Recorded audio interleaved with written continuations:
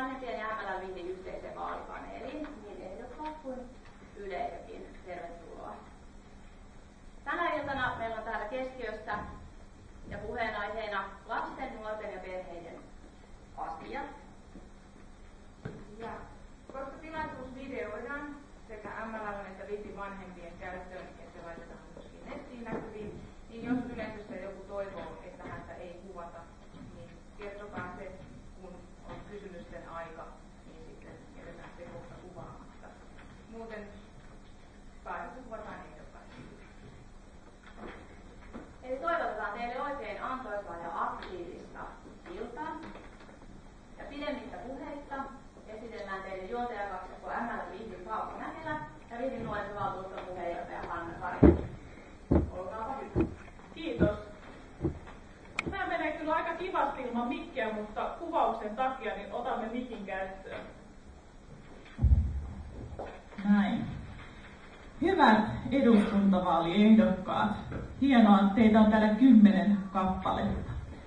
Tänään saadaan mielenkiintoinen ilta yhdessä aikaan ja päästään keskustelemaan niin yleisön kuin teidän kanssa tärkeistä teemoista. Nyt ensiksi pyytäisin teitä esittelemään itsenne, puolueenne ja 2 lauseella tärkeimmät vaaliteemat. Olkaa hyvät. Hyvää iltaa. Moni on Urbanström ja olen KD:n ehdokkaana. Pitkään tehnyt töitä myös nuorisotoimessa Vihdissä 8 vuotta. Ja oikeastaan mun teemana on nimenomaan se, että saataisiin nuorille töitä ja saataisiin yläasteikäisille kesätöitä. Ne on ne kaikista tärkeimmät asiat. Hienoa, kiitos.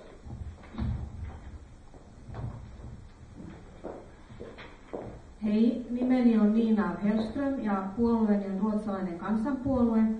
Ja minulle tärkeät teemat on turvallisuus ja että kaikilla on oikeus elää hyvin ja viihtyä Suomessa. Ja hyvinvointivaltiomme on säilytettävä myöskin leikkausten aikakaudella.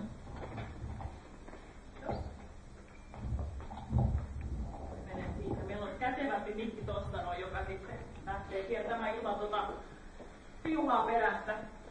Hyvää iltaa kaikille. Minun nimeni on Anne Karjalainen ja taidan olla ainoa, joka ei ole täältä Vihdistä, eli olen Keravalta, olen Uudenmaan sosiaalidemokraattien puheenjohtaja ja ehdolla eduskuntaan.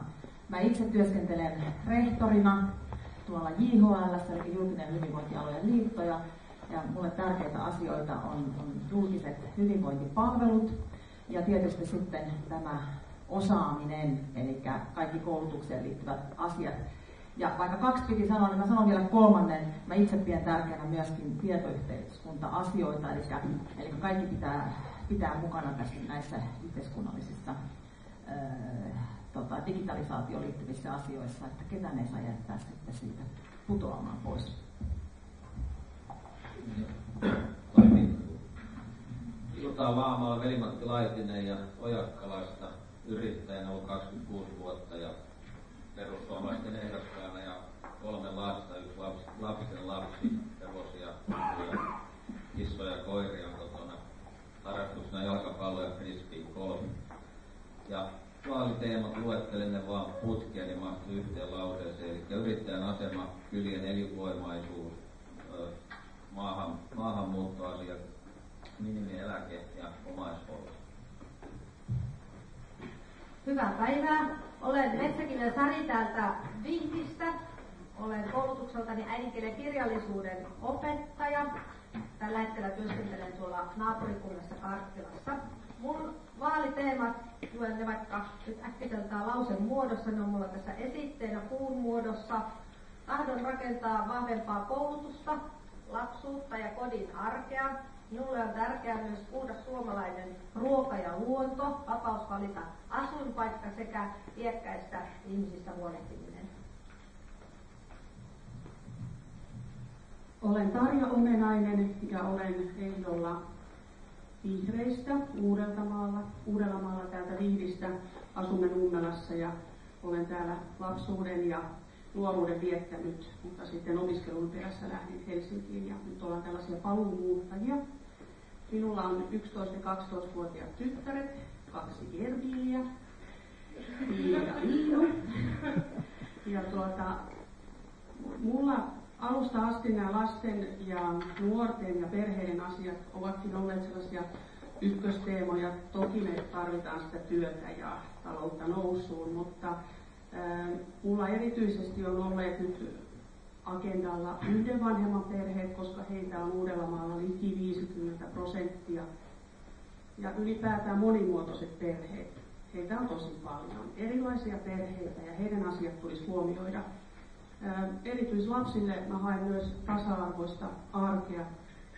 Heistä on 2 kappaleen poimin kokemusta kotoa ja se on semmoinen tärkeä asia, että sieltä arjesta lähtee se hyvinvointi. Kiitos.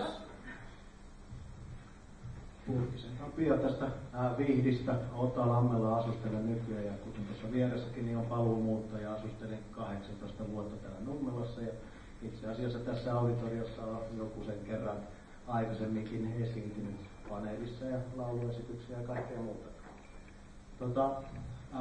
Nuorten kanssa on paljon tekemisissä vapaa-ajoilla. Itse liikun paljon ja sitten myöskin liikutan paljon nuoria ja lapsia tuolla omalla kylälläni ja vähän muuallakin.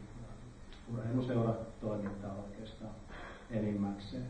Mulle tällaisia tärkeitä asioita, ne tiivistyy aika hyvin näihin mun vaalikärkiin, eli työtä, toimeentuloa ja turvaa. Meillä ei ole varaa olla elvyttämättä. Ja sen lisäksi sitten muutos liikkeellä, liikunta on hyvinvointia. Niin nämä oikeastaan liippaa aika läheltä ihan joka ikistä meitä. Eli jos nyt jotain näistä haluan painottaa, niin se on tuo työ. Sen kautta sitten niin kuin meillä on kaikkea varaa. Jees, kiitos. Hyvää iltaa kaikki tasapuolisesti. Nimi on Markus Runtti, olen itsenäisyyspuolueen sitoutumaton ehdokas.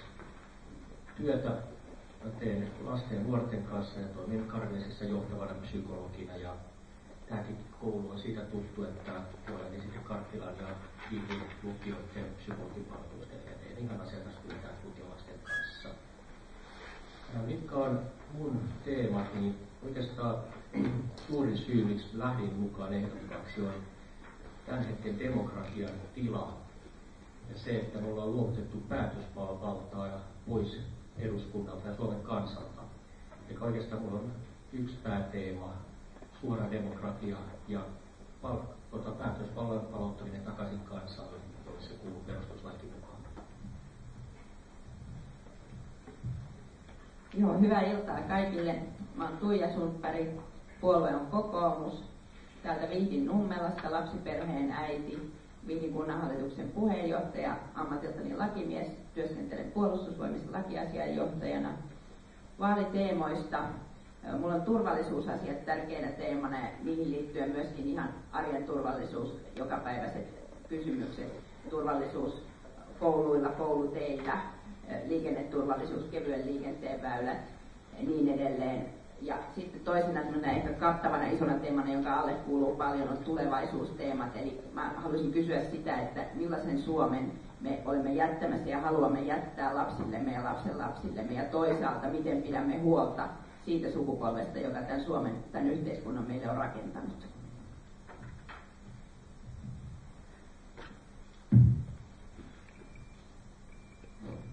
No niin. Hyvää iltaa. Joo. Mä oon Viljeten Eerikki tuosta Oinas-joelta, Kaskastien varresta. Olen maanviljelijä ja poliittinen sihteeri. Mä tuotan siellä meidän maatilalla maitoa. Ja sitten mä käyn Helsingissä keskusteluskuntaryhmän kansliassa tekemässä poliittisen sihteerin töitä vastaan siellä maa- ja metsätaloudessa. Mä oon naimisissa. Vaimo on arkkitehti ja tällä hetkellä, mikä se on virallinen termi, ei ole hoitovapaata tällaista virallinen termi. Tässä nähdään, että mä oon pikkasen vanhuusalueen ulkopuolelta, mutta meillä on 4,5 kuukautta vanha esikoispoika siellä. Ja kaksi teemaa, kun piti mainita, niin mun 3 pääteemasta mä sanon 2, eli valinnanvapauden puolesta. Valinnanvapaus pitää turvata niin asumisessa, perheiden valinnanvapaus pitää turvata siinä, miten hoitaa esimerkiksi lapsensa tai haluaa hoidettavan ja sitten vanhuspalveluihin saakka. Ja toinen keskeinen teema on, että me tarvitaan Suomeen uutta työtä ja yrittäjyyttä. Meidän pitää saada taloustasapaino, muuten ne kaikki hyvätkään asiat, mitä me tullaan tänä iltana täällä esittelemään ja olemaan suloisesti yhtä mieltä, niin meillä ei niihin mihinkään ole varaa. Se on ikävä näin sanoa, mutta se on fakta. Ja tämä leikkauslinja, niin jos emme saada uutta työtä, niin millä leikkauksella ei valtion tai kuntien taloutta tasapainottaa. Tähän Anke. Nopea. Huomasin, että mä tottelin ihan siis teitä että ihan vaan sanoin nimen ja puolueeni. Olen itse 5 lapsen äiti ja työskentelen vammaisjärjestössä, ruotsinkielisessä vammaisjärjestöjen yhteistyöjärjestössä, jos nyt näin tämä riittää näin aluksi. Joo. Hyvä, kiitos. Ja kiitos esittelykierroksesta. Tosissaan teitä on 10 kappaletta ja jotta jokainen pääsee yhtä lailla ääneen, niin meillä on nuoriso täällä katsomassa siitä aikaa, eli 1,5 minuuttia per kysymys ja sitten töötti on kanssa käytössä. Voitko antaa ääninäytteen, se on tällainen. Ja olemme saaneet todella paljon kysymyksiä tuonne MLL:n sähköpostiin jo etukäteen. Niistä kiitos kaikille täällä oleville ja niille, jotka eivät päässeet tänään paikalle. Mutta sitten meillä on myöskin Kuoppanummen yläkoululaisilta, 8-9-luokkalaisilta tullut tosi hyviä kysymyksiä ja ne otetaan lämpäreiksi tähän alkuun. Eli jokainen ehdokas saa 1 kysymyksen ja tasapuolisuuden nimissä me annamme sen kysymyksen juuri teille ennen kuin pääsette siihen vastaamaan. Eli tästä voit aloittaa ensimmäisen. Ja mä voin antaa tämän mikin vaikka sitten siitä suoraan. Ei voi valita, ei saa. Ja tosissaan, kun hän lukee tätä kysymystä, niin kerron vielä yleisölle, että muistakaa, että jos jokin asia jää pohdituttamaan ja ette saa tarpeeksi perusteluja, niin viitatkaa, niin meillä nuorisovaltuuston edustajat kiikuttavat täältä mikkiä sinne yleisölle, jotta saatte vastaukset mieltä pohdituttaviin kysymyksiin. Näin, saadaan tästä tämmöinen vuorovaikutuksellinen ilta aikaiseksi. No niin, sinä olet lukenut kysymyksen. Kyllä. Nyt saat lukea sen. Ja vastata. Täällä on kysymyksenä, voisiko pelikoneet olla K15? Ja jossain vaiheessa ne oli K15, mutta kun harvalla 15-vuotiaalla on sitä omaa rahaa ja monet pelaavat oikeastaan kaikki rahansa, niin mä kyllä olen sitä mieltä, että se K18 on ihan hyvä ikäraja. Ja toisekseen pelikoneet on aika koukuttavia nuorten kohdalla ja niiden rajojen tekeminen on aika hankalaa. Kiitos vastauksesta. Ne on kyllä koukuttavia. Itsekin teinin äitinä niin tiedän tämän. Kysymys kuuluu, oletko aina halunnut eduskuntaan? Ja täytyy vastata, että melkein aina. Kouluaikana olin aktiivinen koulupolitiikassa ja opiskeluaikana opiskelijapolitiikassa ja johonkin mut valittiin kouluaikana johonkin. Mä olin oppilaskunnan puheenjohtaja jo yhdessä vaiheessa ja pikkuveli sitten kysyi, että tuleeko susta nyt sitten presidentti.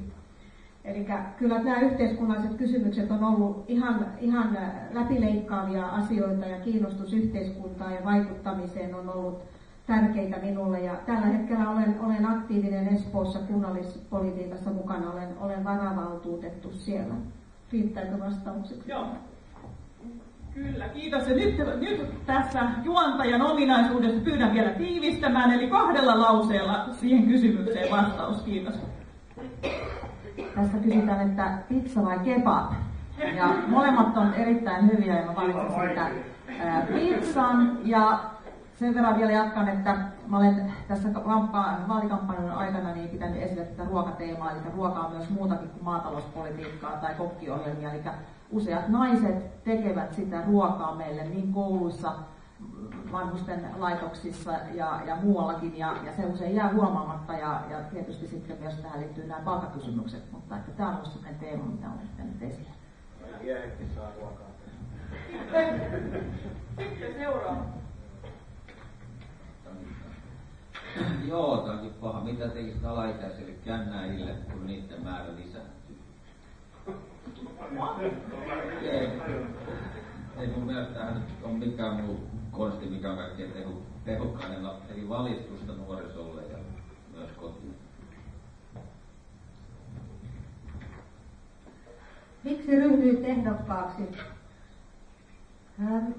Mä oon ollut Vihdissä valtuutettuna nyt 2 kautta ja siellä kasvatus- ja koulutuslautakunnassa koko ajan ja lautakunnan puheenjohtajana. Ja olen tottunut siihen, että kovasti kun hommia tehdään, niin pystytään viemään asioita eteenpäin, mutta nyt valtakunnan politiikka on ollut kovin poukkoilevaa ja on ollut tosi hankala kausi, niin on sieltä sitten oikeastaan saanut sen kipinän, että haluan olla mukana muuttamassa tätä Suomen systeemiä tällä hetkellä. On tosi vaikeat ajat ja halusin sen takia ryhtyä ehdokkaaksi. No niin, minulta kysytään, miksi juuri sinut pitäisi valita. No niin, varoitukaa. No, joo, ihan oikeasti, mun mielestä lasten oikeasti, koska sieltä se totuus tulee aikuisilta. Mutta mä oon erittäin yhteistyökykyinen ja ihan tämän monipuolisen työkokemuksen kautta jäi muuten mainitsematta äsken, että siis olen teatteritaiteen maisterin koulutukseltani ja toimittajan työtä tehnyt 9 vuotta nyt viimeksi. Ja tämän toimittajan työn kautta mä oon tietysti saanut hyvin laajan näköalapaikan siihen, mitä yhteiskunnassa tapahtuu. Ja kun me teemme monista asioista niitä juttuja, niin tiedän aika paljon vähän kaikesta.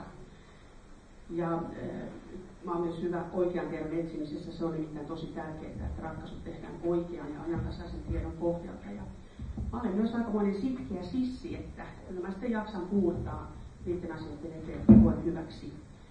Ja mun slogan onkin, että tervettä järkeä sydäntä kuunnellen.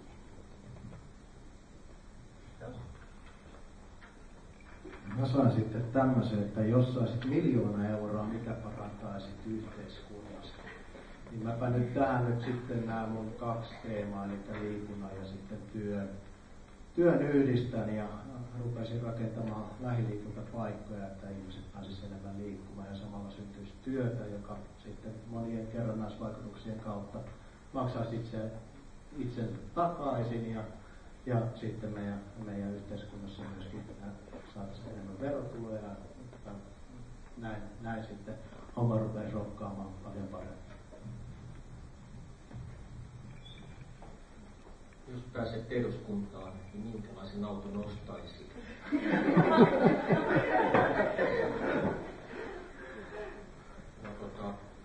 Naisen.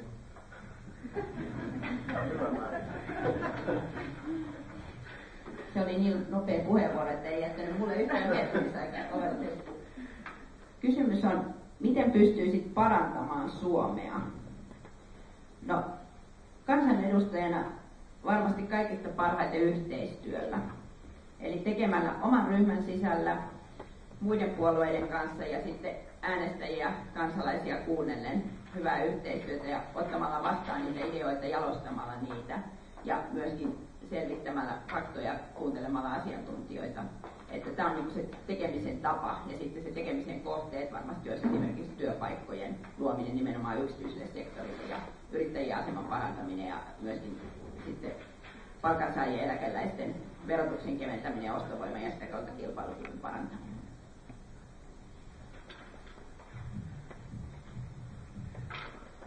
Pitkiä kahden lauseen juttuja. Kyllä tässä kiristyy vielä. Joo. Työtti on valmiin. Mä oon tunnetusti lyhyt sananen pois. Ketkä tunsi, niin nauraa ääneen. Mun kysymys on, että mitä tekisit ensimmäisenä, jos sinut valittaisiin kansanedustajaksi, ja tähän on monta oikeaa vastausta. Mä kirjoitin tuohon paperiin, suutelisin vaimoa, on varmaan se niin ihan ensimmäinen oikeasti sunnuntai-iltana. Sitten jos mennään ihan konkretiaan, niin se olisi se, että mä menisin seuraavan päivänä ja avasin kansanedustajan tilin eduskunnan kuppilaan, jotta saa ostettua sapuskaa ja kahveja tai jo porukalle kahveja. Se olisi niin kuin oikeasti se, mitä tulisi tapahtumaan, mutta kun pitää vastata poliittisesti ja yrittää tehdä teihin vaikutus, niin se mitä mä ensimmäisenä tekisin niin kuin valtiopäivätoiminnan, niin mä tekisin aloitteen ruoan alkuperän merkitsemisestä kaikissa elintarvikkeissa. Hyvä. Kiitos vastauksista ja tehdäänkin niin, että Eerikki saa jatkaa. Eli nyt tulee tiukka linja, 1,5 minuuttia jokaisella vastausaikaa ja sitten kun töötti soi, niin sitten täytyy lopettaa. Eli sitten se, että kaikille esitettävä kysymys on, mainitse yksi asia, joka on mielestäsi hyvin kotikunnassasi lapsen, nuoren tai lapsiperheen näkökulmasta. Eli mainitse yksi asia, joka on mielestäsi hyvin kotikunnassasi lapsen, nuoren tai lapsiperheen näkökulmasta. No niin.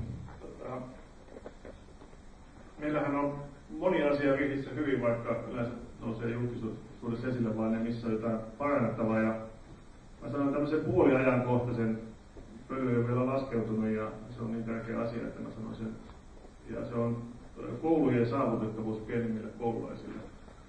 Meillä on Vihdissä erinomainen tilanne, että meillä on mahdollisuus saada lapsille turvallinen koulutie, matkat ja turvalliset oppimisympäristöt ja vielä ihan hyvän kokoiset oppimisryhmät tai opetusryhmät. Meillä on tarpeeksi tuntiresursseja, että mun mielestäni tällä hetkellä, niin vaikka aina parannettavaa löytyy, niin Vihdissä tämä alakoulujen tilanne, niin se on hyvä. Kiitos.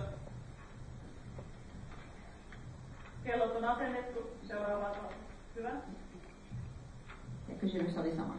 Kysymys on sama kaikille. Joo, ja oikeastaan asia, jonka otan esiin, on se, että meillä on hirveän hyvä aktiivinen yhdistys- ja vapaaehtoistoiminta, joka tekee yhteistyötä sekä kunnan että vanhempien kanssa, koulujen kanssa, ja tätä kautta saadaan esimerkiksi liikuntaa lapsille.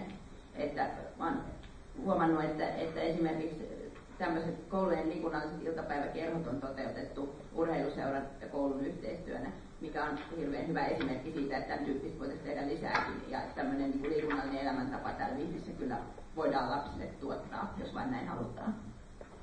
Hyvä, kiitos.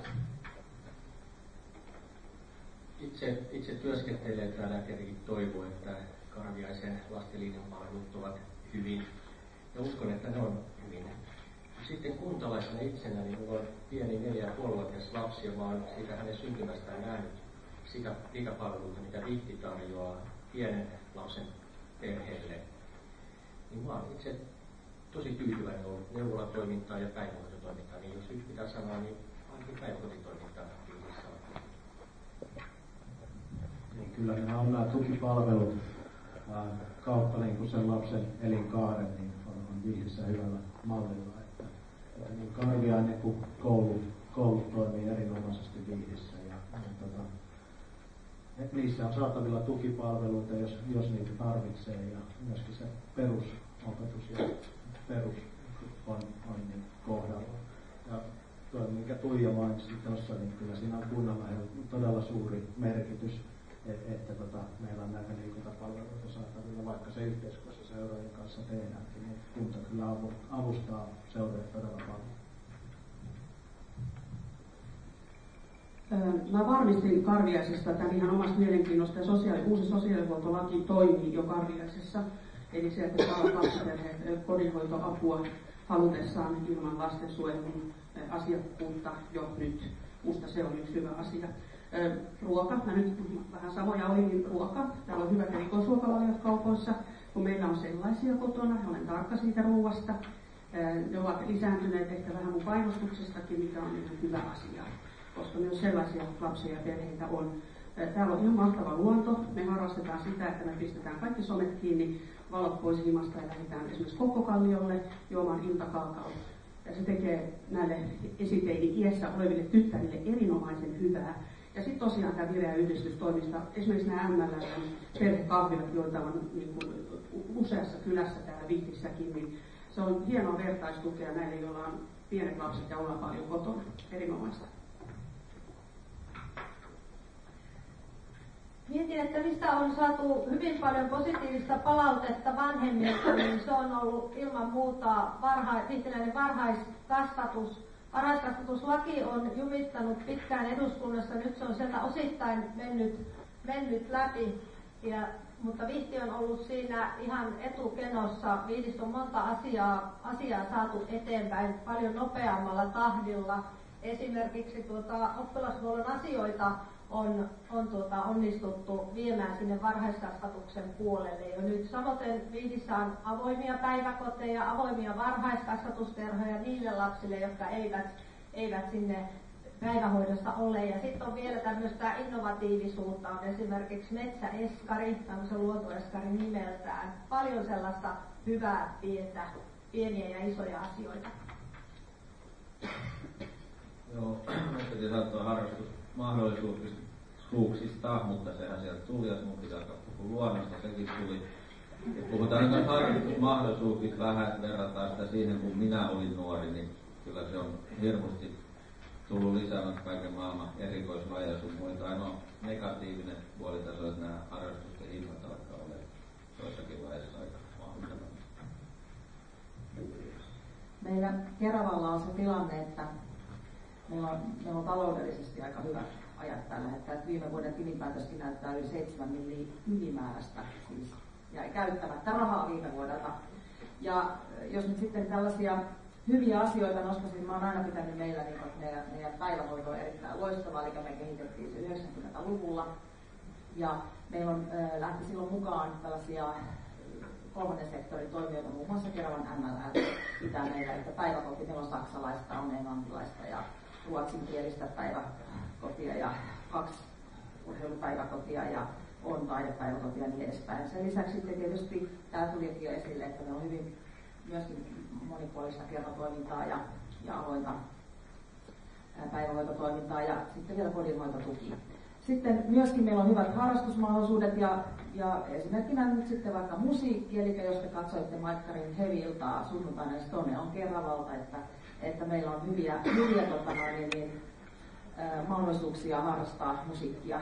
Sitten joka kesä palkkaamme keravalaisia nuoria 16-17-vuotiaita kesätöihin, arvotaan 100 ja sitten haastatellaan ja puolet heistä saa sitten kuukaudeksi työpaikan Keravan kaupungilta. Ja pitää vielä, kun nyt ollaan lukiossa, niin mainostaa, että me varattiin tämän vuoden budjettiin rahaa, että jokainen ensi syksynä lukiossa aloittava saamaan tietokoneen. Joo, koska tulen Espoosta, niin tietysti espoolaisten asiat on niin kuin tutumpia mulle ja tietysti sitten niin kuin ruotsinkielisten asiat, niin meillä ainakin Espoossa niin ruotsinkielinen päiväkotitoiminta toimii erittäin hyvin, samoin koulutoiminta ja yhteistyö vanhempien kanssa ja vanhempainyhdistysten kanssa toimii erittäin hyvin. Tietysti Espoo on suuri kaupunki, meillä on hieno luonto ja mahtavat harrastusmahdollisuudet. Tietysti aina pienenä ongelmana se, että löytää, jos haluaa omalla äidinkielellä löytää, ei aina ihan läheltä löydä sitä harrastusmahdollisuutta välttämättä ruotsin kielellä. Sitten mä ajattelin ensin täältä Vihdistä sen, että saattaa olla niin aktiivisia vanhempia, jotka perustavat äiti-lapsiryhmiä, jotka niin on erittäin tärkeitä kielelliselle vähemmistölle. Se on semmoinen asia, joka on todella hieno, mutta se sitten riippuu niistä aktiivisista vanhemmista, mutta nostetaan hattua sille. Joo, Vihtihän on kuuluisa erilaisesta kansalaisjärjestötoiminnasta ja kyllä Vihdissä niin todella on monipuoliset ja aika rikkaatkin harrastusmahdollisuudet. Eri asia on vaan se, että et löytääkö kaikki Vihdiin ja se tiedotus, kuinka hyvin se kulkee, mutta tämä, mitä Tarja kertoi, niin olen pitänyt sitä aikamoisena puutteena, että lapsiperheet eivät saa apua, että se on tosi hyvä juttu, jos on nyt Vihdissä, niin voisin nostaa melkein tämän ykkösasiaksi, koska itse kun meillä oli 4 lasta ja minä olin aika paljon Venäjällä töissä ja vaimo oli yksin aika paljon kotona 4 lapsen kanssa, niin silloin me saatiin kotipalvelusta apua ja me pidän sitä todella hyvänä ja hienona omana. Kiitos. Hienoa, tämähän meni todella mallikkaasti. Voitaisiin melkein antaa isot aplodit ehdokkaille, ei yhtään tööttiä kuulu. Vaikka ei se huono asia ole. Meillä on ensimmäinen yleisökysymys, eli mikkiä tuolle punatukkaiselle naiselle.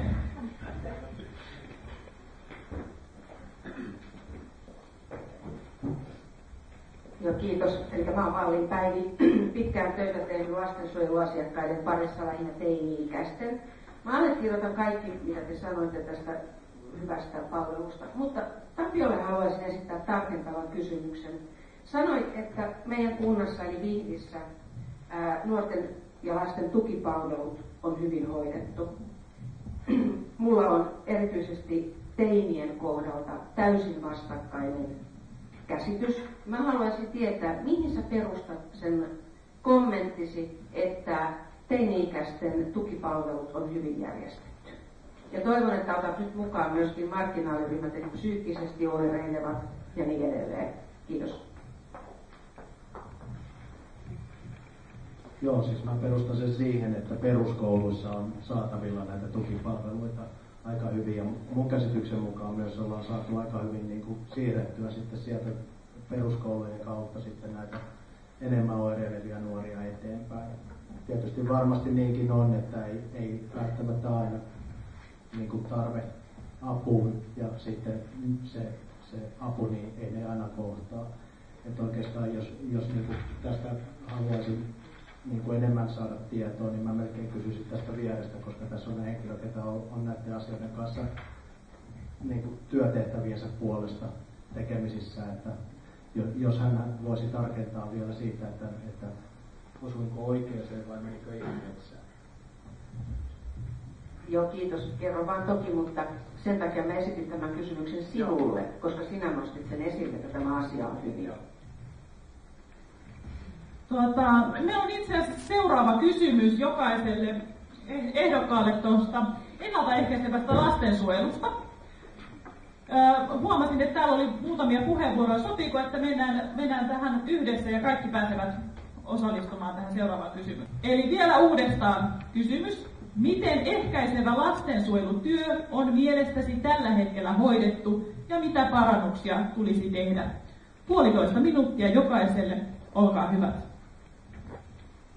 No jos tämän asian ottaa esille, niin kyllä ne Vihdissä ja ympäri Suomea joka puolella tällä hetkellä ennaltaehkäisevä työ on hoidettu todella heikosti. Ja miten sitä voisi lähteä parantamaan? Yksi asia on se, että kun mennään sinne korjaavalle puolelle, se maksaa paljon, syö paljon resursseja, sen kääntäminen ja siirtäminen toistapäin ei ole hetken kysymys, sitä ei koskaan pystytä ihan pienessä hetkessä varmaan muuttamaankaan, mutta mä oon itse paljon tuonut sitä esille, että kun ihminen tulee siihen tilanteeseen, että se tarvitsee apua, niin pitäisi tehdä tällainen yksilöllinen suunnitelma jo siinä vaiheessa. Eli otetaan ne tilanteet ja asiat huomioon. Sekin on jo oikeastaan ennaltaehkäisevää, koska siinä ei mennä niin pitkälle, että mennään sinne kalliisiin korjaaviin toimenpiteisiin. Eli tutkitaan ne vaihtoehdot ja mahdollisuudet siinä tilanteessa, kun ensimmäisen kerran ongelmia tulee. Mutta kyllähän meidän pitää päästä siihen tilanteeseen, että perheitä tuetaan. Eli ne koti- ja perheet, niitä tuetaan, niitä autetaan riittävän paljon. Niille tarjotaan erilaisia toimintoja ja harrastemahdollisuuksia. Sieltä kautta mä uskon, että lähtisi. Kiitos.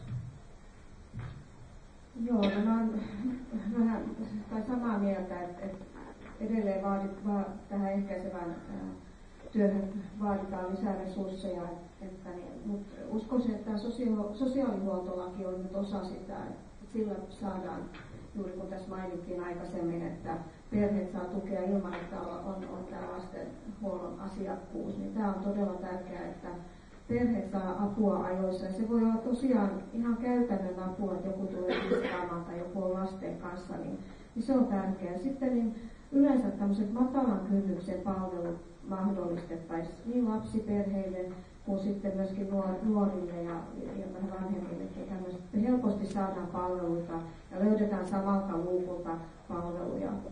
Ja sitten tämmöinen moniammatillinen yhteistyö, mitä varmaan monessa kunnassa jo harjoitetaan, niin se on varmaan semmoinen yksi osa sitä, joka auttaa.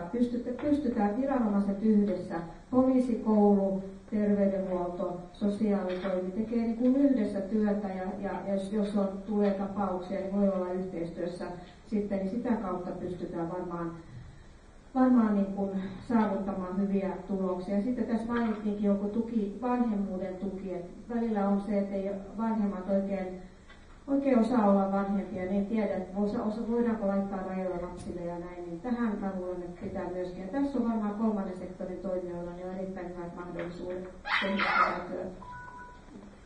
Kiitos. Edellisellä puhujalla tuli erittäin hyviä asioita esille, eli se, että puututaan nopeasti ja niin kuin tunnistetaan nämä lasten ja nuorten ongelmat, eli hyvin varhaisessa vaiheessa jo pystytään niin kuin näkemään, onko niitä mahdollisia ongelmia tulossa, ja nämä nivelvaiheet tietysti sitten erityisesti silloin, kun sitten siirrytään sinne perusopetuksen puolelle, niin se on erityisesti yksi sellainen tärkeä kohta. Eli se varhaiskasvatuksen panostaminen on erittäin tärkeää. Tuetaan perheitä ja nimenomaan tarjotaan erilaisia vaihtoehtoja. Keravalla esimerkiksi kolmas sektori pyörittää tällaista nuorten pysäkkiä, mikä on tämmöinen matalan kynnyksen yhden luukun periaate. Siis se ei ole kaupungin omaa toimintaa, vaan kaupunki on tietysti mukana siinä, mutta että se on erittäin hyvän suosion saanut ja toiminut jo pitkään. Tämä moniammatillisuus on tärkeää, sen kanssa ollaan Keravallakin paljon painittu, voisiko sanoa näin. Ja kyllähän meillä on myöskin nämä lastensuojelukustannukset olleet nousussa. Toisaalta sitten taas on sekin hyvä asia, että saa apua, että eihän ne pelkästään se euromäärä, mutta se kaikki, mikä siellä sitten on taustalla, niin kyllä niihin täytyisi pystyä aikaisemmin puuttua. Mä kyselin viime viikolla, kun Yle toi esille tästä uudesta mahdollisuudesta, että meillä on otettu tämä perheiden apu, niin vielä siinä on mainostamista. Kiitos. Joo, rahaa tarvittaisiin. Meillähän ei mene ihan viime Keravalla, niin se on vähän ongelma. Mutta itsekin toimin kunnanvaltuutettuna, niin kyllä pitäisi niin meidänkin se ymmärtää, että tärkeää se ennaltaehkäisy on.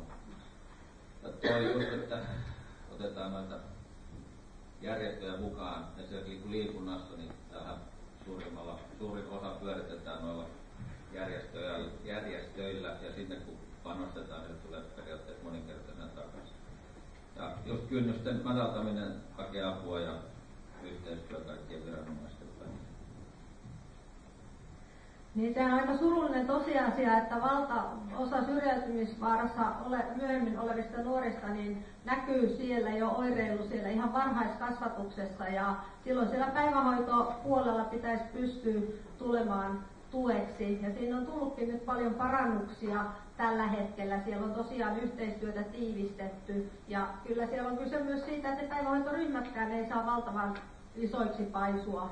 Sitten toki niin nämä ongelmat näkyy siellä peruskoulun puolella, ja siellä on ihan sama juttu. Siellä on luotu ihan hyvä systeemi, 3-portainen tuki, ja sitä pitäisi paremmin pystyä toteuttaa käytännössä. Siinä on yksi suuri este on se, että tänä päivänä ryhmäkoot tuppaa nousee liian isoiksi, ja viime syksylläkin jouduttiin aika kovat kamppailut täällä Vihdissä käymään sen puolesta, että opetustuntien määrää ei leikattaisi. No sitten Vihdissä muutama vuosi sitten perustettiin tällainen hoidollispedagoginen luokka, ja osana sitä oli tämmöinen konsultoiva sairaanhoitaja, joka kierteli kouluissa ja antaa opettajille apuvälineitä siihen lasten tunnistamiseen ja sitten myös niin kuin heidän eteenpäin ohjaamiseen. Ja yleensä semmoinen perheiden tarkastelu niin kuin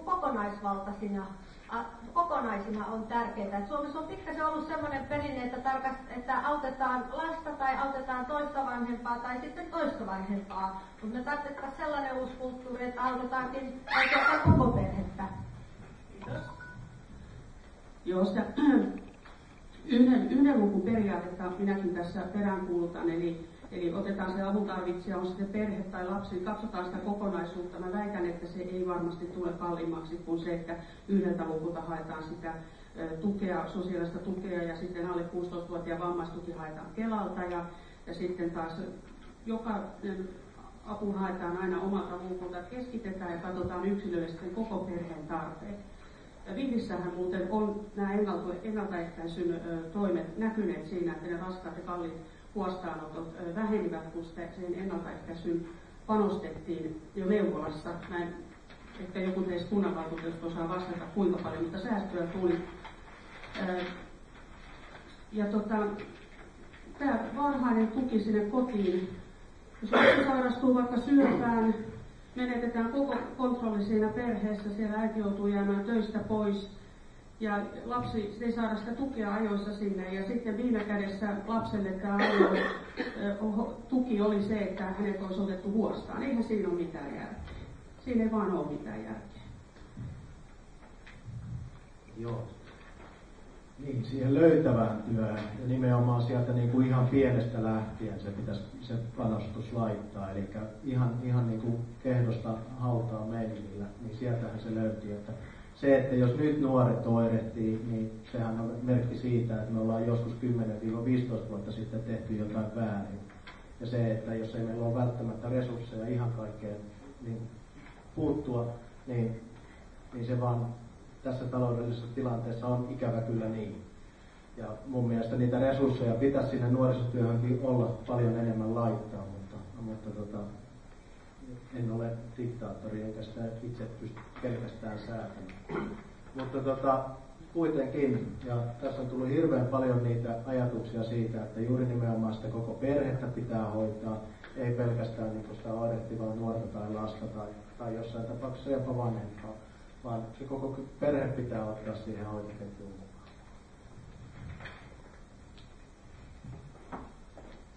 Jos ajatellaan, mitä on ennaltaehkäisevä työ, niin sitähän tehdään esimerkiksi koulussa koko ajan, eikä tuetaan nuoria ennen kuin he saavat lapsia.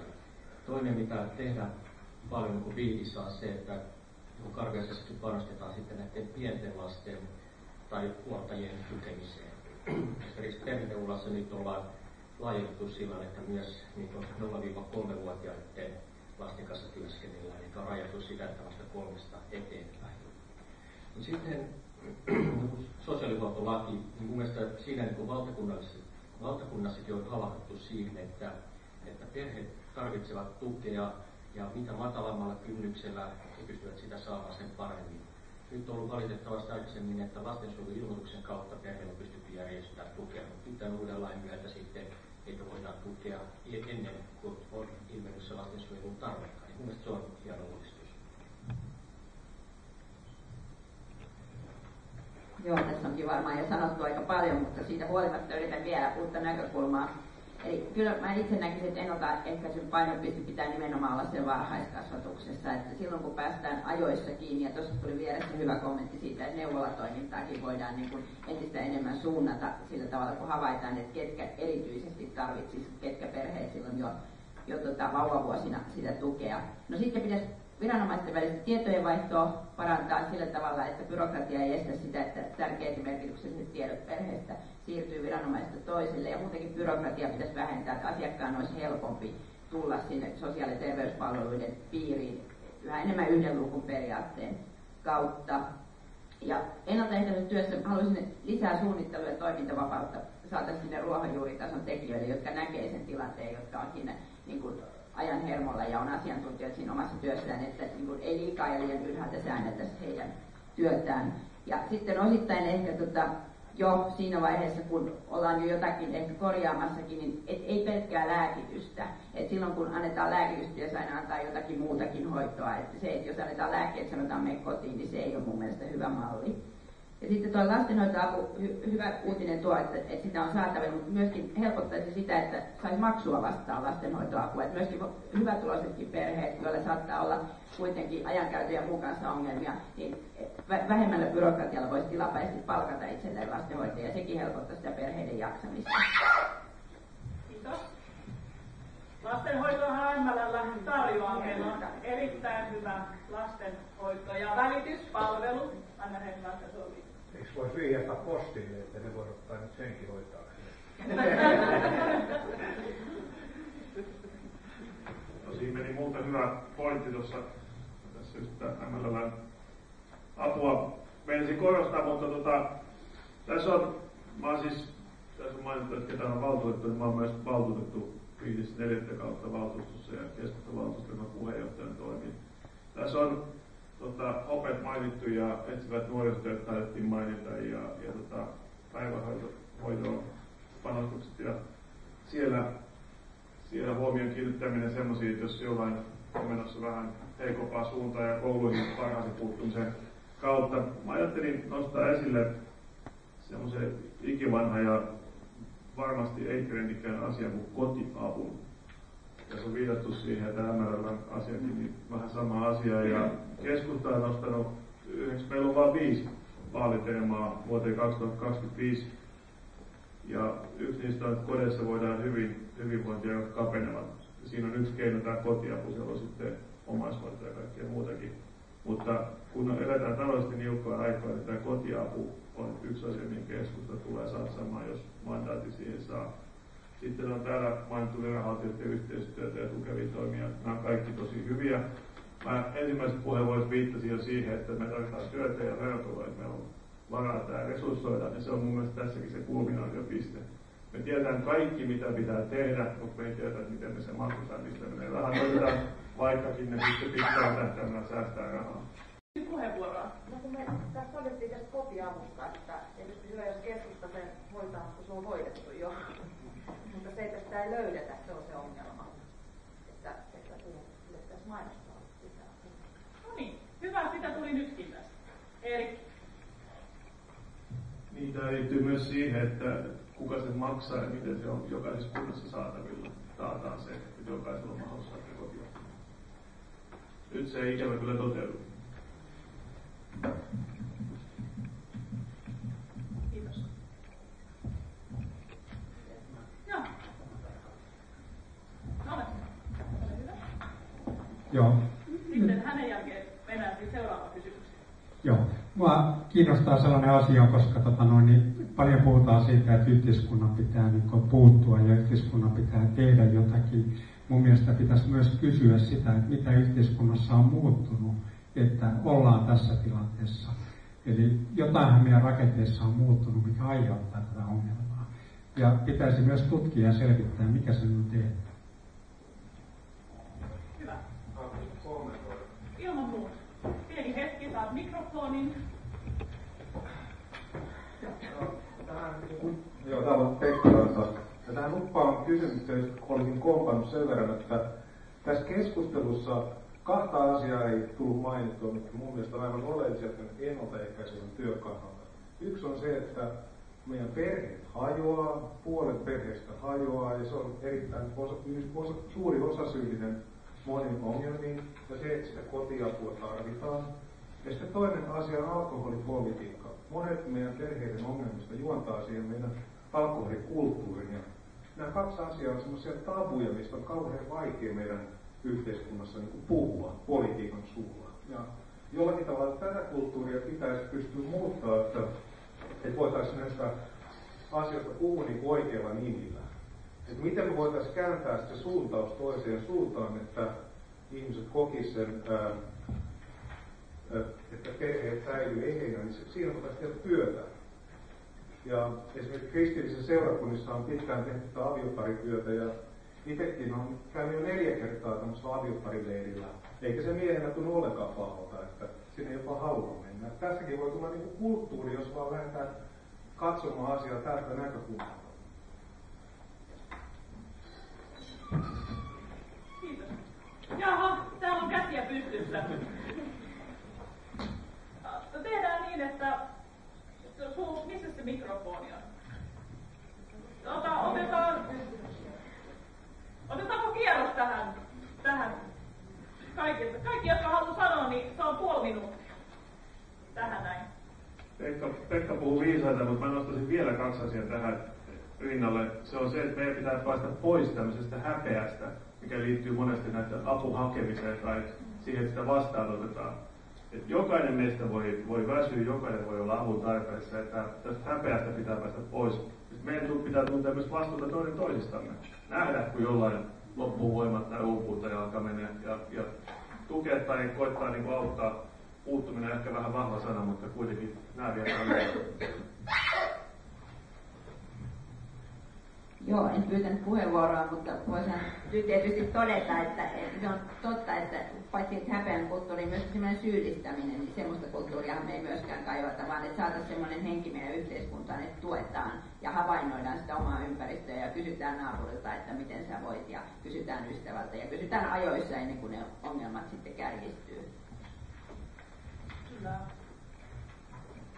Kun mikki käteen annetaan, niin täytyy sitten sanoa. Se on oikein. Eli tässä on mielestäni tärkeä pointti se, että meillä on paljon erilaisia auttajia. Ja sitten ihmisten on hyvä myös ottaa sitä apua vasta ja myöntää se, että nyt tarvitaan apua, koska monia auttajia on. Sitten toinen asia, mikä on tärkeää sitten, että varsinkin kun tehdään lasten ja nuorten kanssa, että myös kuunnellaan niitä lapsia ja havainnoidaan ja pysäytetään sitten, jos huomataan, että lapsi ei voi hyvin tai nuori ei voi hyvin.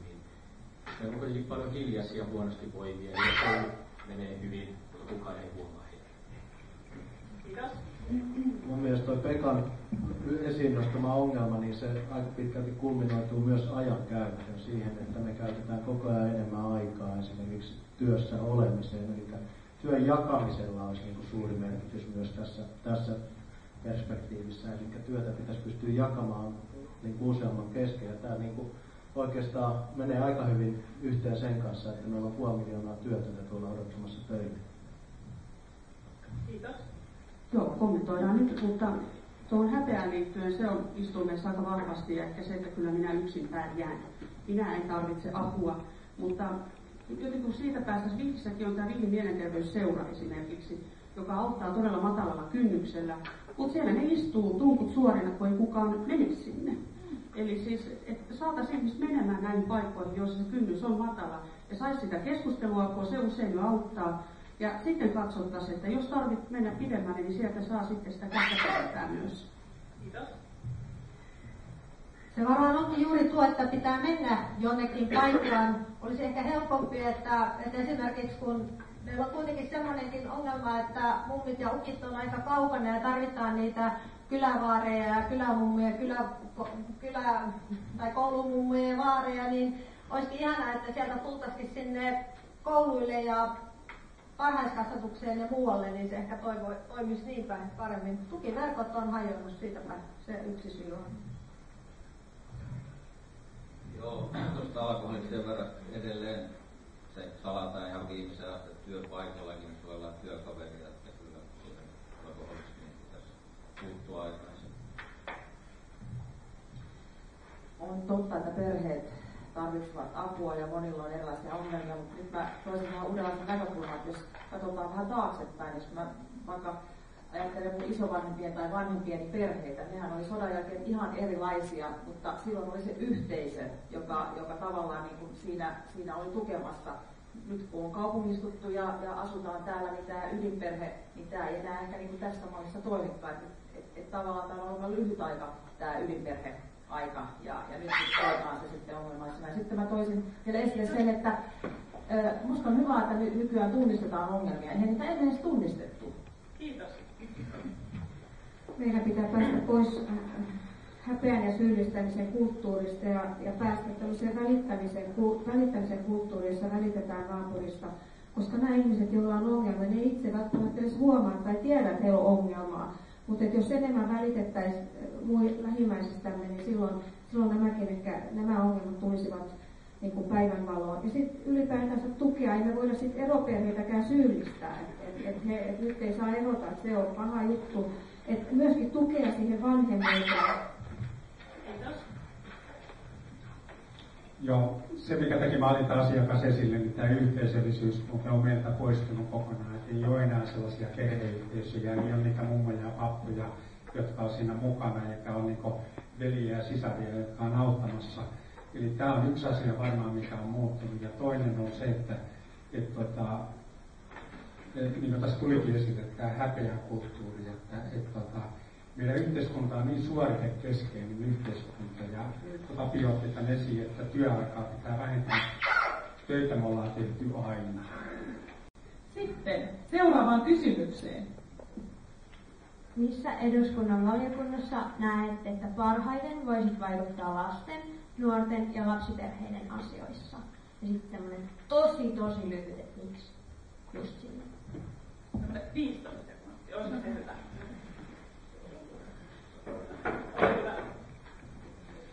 Mä oon sanonut sitä, mä oon itse tehnyt pitkään sosiaali- ja terveyspuolella työtä ja kyllä mä väitän, että se on se mun suurin osaamisalue ja siellä nimenomaan voi perheisiin ja lasten asemaa ja niiden tilanteisiin olla auttamassa. Minullakin on sosiaali- ja terveyspuolen taustaa, niin uskoisin, että siinä valiokunnassa, mutta tietysti myöskin sivistysvaliokunnassa uskoisin pärjäävän hyvin. Kiitos.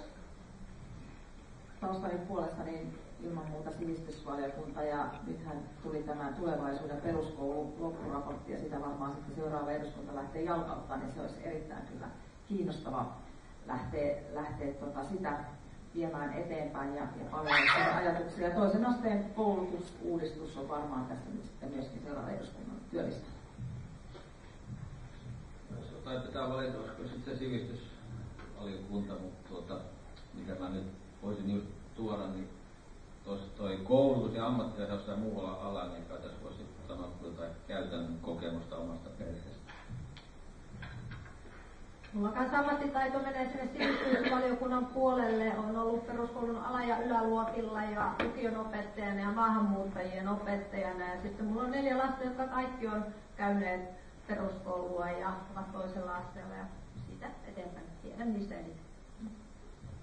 Ollaan järkyttävän yksimielisiä tässä, mutta noi sosiaaliset aiheet mullakin on tässä ollut agendalla, että ehkä sitä kautta, ja mä luulen, että sit sieltä kuitenkin sitten, jos nuoria ja lapsia nimenomaan ajateltiin, että siitä mitä kysyttiin, niin kyllä siellä.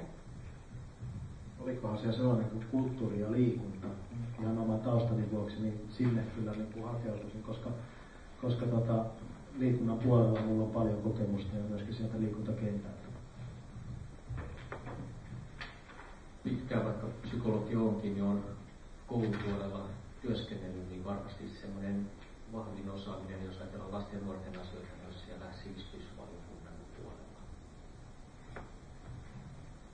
Oma osaaminen varmasti menee kyllä ja selkeästi perustuslakivaliokunnan, lakivaliokunnan ja puolustusvaliokunnan puolelle, mutta toki lasten asioiden kannalta sivistysvaliokunta olisi varmasti se ykkönen tässä tilanteessa.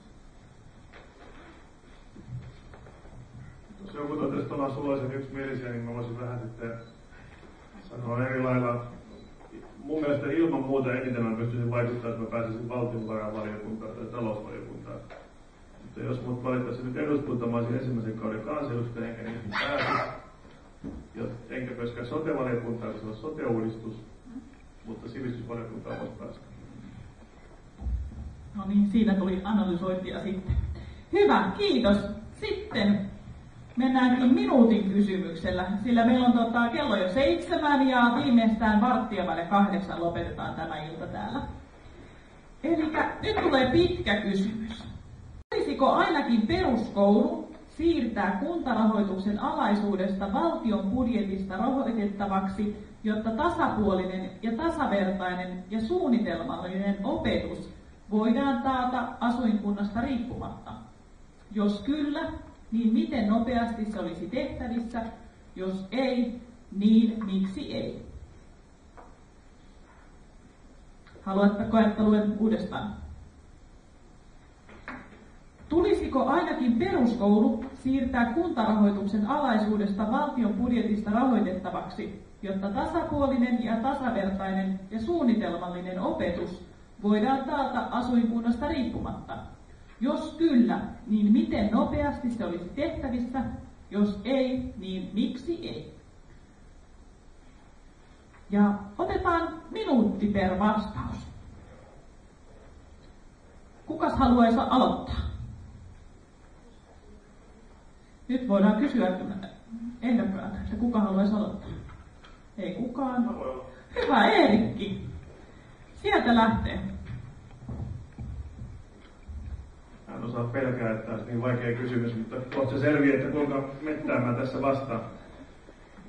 Mä en haluaisi siirtää peruskoulun rahoittamista valtiolle jo senkin takia, että Suomessa on jokainen kunta omanlaisensa, niin tämä systeemi, että valtio osittain rahoittaa valtion osuuksien kautta perusopetusta ja kuntien palveluiden tuottamista, niin se on mun mielestä hyvä. Siellä kunnassa tiedetään parhaiten, että millaisella kouluverkolla ja niin edespäin, niin palvelut voidaan niin kuin tehokkaasti ja tarkoituksenmukaisesti järjestää. Ja tässä ikävä kyllä niin kuin tämä EU on myös konsultti.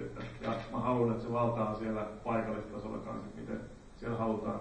Valtio ohjaa lainsäädännöllä, antaa valtionosuuksilla rahaa, mutta ei anna 100%, jotta se tulee tehokkaasti ja erityisesti fiksusti käytettyä ja tehty.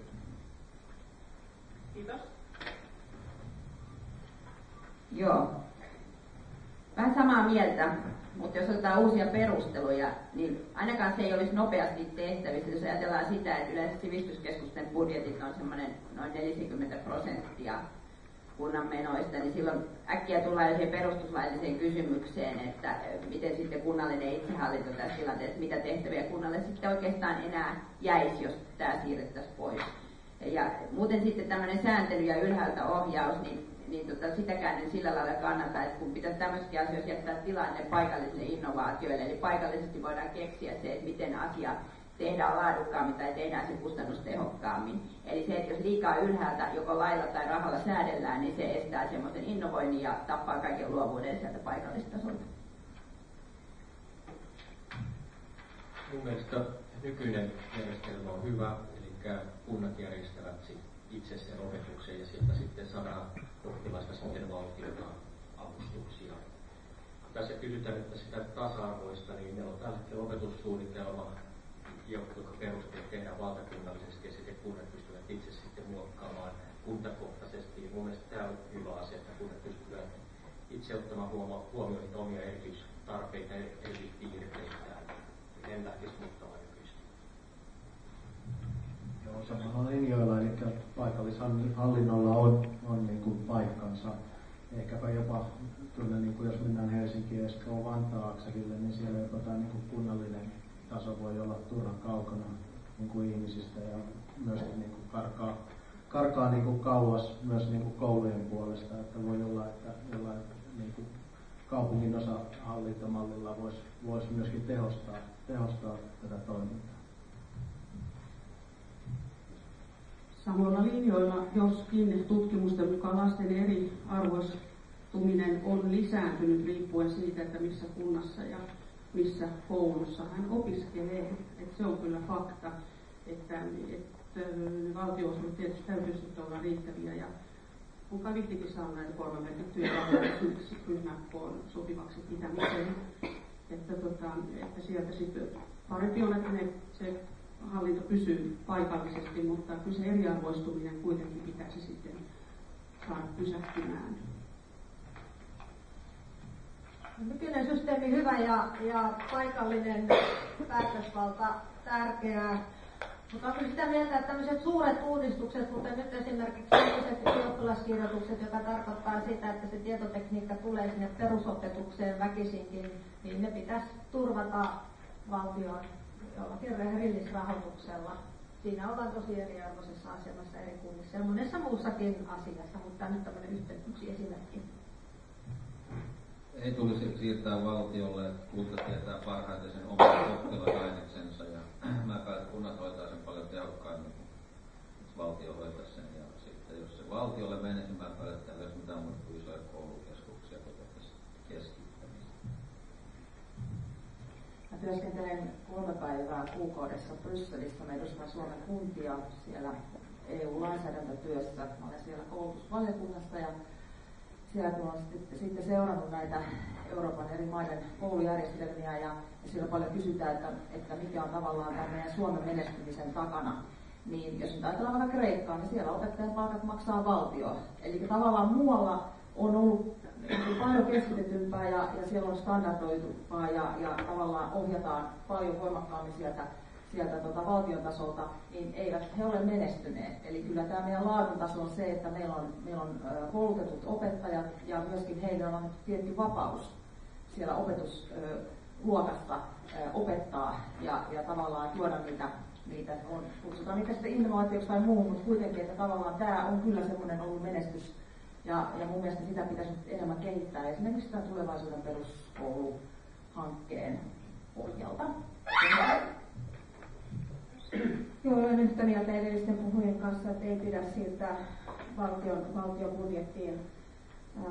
On tärkeää, että se päätöksenteko pysyy kunnassa, että silloin paikallisesti tiedetään, mikä on tärkeää, voidaan tehdä tämmöisiä paikallisia ratkaisuja, ja tästä puhuttiin joku puhuu innovaatiosta ja näin, niin se on erittäin tärkeää. Jos me lähdetään sille linjalle, että kaikki sote-asiat siirretään muualle ja peruskouluasiat siirretään muualle, niin onko sitten enää olemassakaan mitään kuntia sen jälkeen? Eli pidetään kunnassa päätöksenteko. Joo, tässä on jo paljon sanottukin, mutta mun yhtenä teemana on ollut nimenomaan se, että päätökset tehdään lähellä ihmistä ja jos se keskitetään valtioon, niin ei olisi kyläkoulut säilynyt Viitissä, ei olisi onnistunut, vaikka olisi kummoiset kapinat laitettu täällä pystyyn, niin se ei olisi paljon vaikuttanut. Eli nyt pystytään enemmän vaikuttamaan sillä, että kunta saa käyttää koulutuksia. Seuraavaksi päästäänkin kyllä ja ei kysymysten pariin. Teillä ehdokkaat on tuommoiset hienot vesiväreillä taiteilut punainen ja vihreä lappu edessänne ja vihreähän tarkoittaa kyllä ja punainen ei. Ja täältä tulee kysymyksiä ja me Hannan kanssa annetaan aina muutamalle perustelupuheenvuoro. Ja ensimmäinen kysymys on: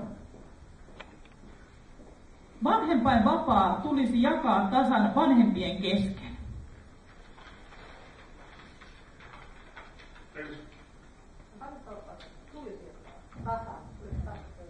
Joo. Vanhempainvapaa tulisi jakaa tasan vanhempien kesken. Kiitos. Ja Eerikki pyysi puheenvuoron. Mä sanoin ilman mikkiä sitten, että valinnanvapaus pitää säilyttää perheen puolesta. Kiitos. Ole hyvä, Anne. Mä olen toista mieltä, että tätä valinnanvapautta on nyt kokeiltu ja se ei ole niin kuin edistynyt se asia ja sen takia mun mielestä sitä täytyy nyt sitten ohjata voimakkaan. Tarja, ole hyvä. Joo, vihreät on myös sillä linjalla, että 6 mallia voi näissä soveltaa ja musta se on hyvä, että yksi äidille yksi osa isälle ja sitten voi sen yhden jakaa miten haluaa. Se myös sitten jakaa kustannuksia työnantajan kesken. No, sitten vielä yksi. Ole hyvä, Elima. Joo, kyllä pitää perheen itse päättää. On niin erilainen perhe, on yrittäjä. Mies tai nainen, kumpi nyt onkaan miesten tapauksessa, niin kyllä se on paha loppua, mutta hoitamatta. Niin lapsia aina Kiitos. Sitten mennään seuraavaan kysymykseen. Laput on valmiina ja Hanna kysyy. Pitäisikö äänestysikärajaa laskea 16 ikävuoteen?